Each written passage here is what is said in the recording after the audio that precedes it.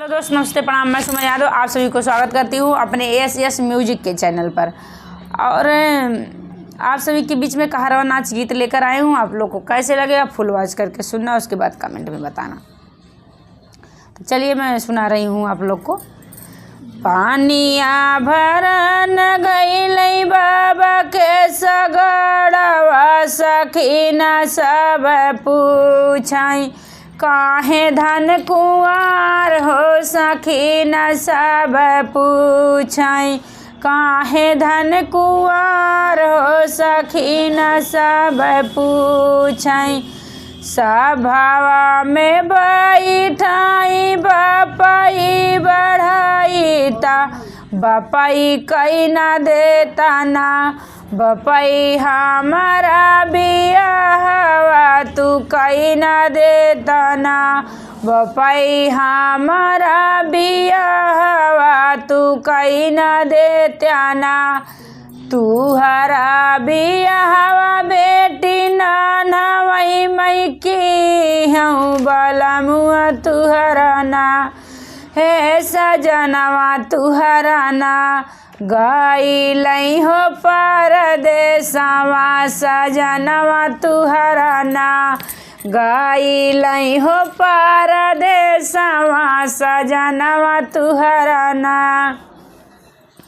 गइलै हो परदेसवा सजनवा तुहरा ना।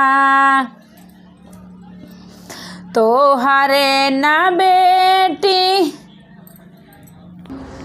जवाने ही रहिया बाबा मोरा हारी गइलै, बताई हो देत्या ना, हे बताई हो देत्या ना। बाबा तावा नहीं रहिया बताई हो देत्या ना। जवाने नी रहिया पी जवाने ही रहिया बाबा मोरा पिया गइलै, बताई हो देत्या ना, हे बताई हो देत्या ना।